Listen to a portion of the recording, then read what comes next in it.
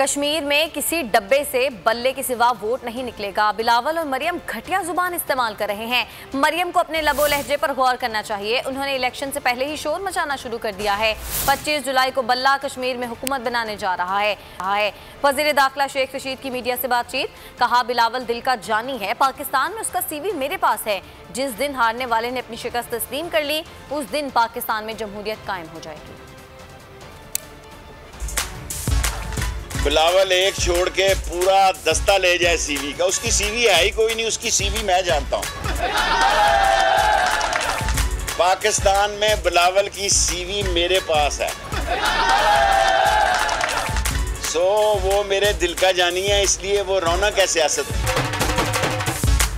कश्मीर में भी उसका जाना बड़ा जरूरी है, उसके बगैर तो बेमजा है काम।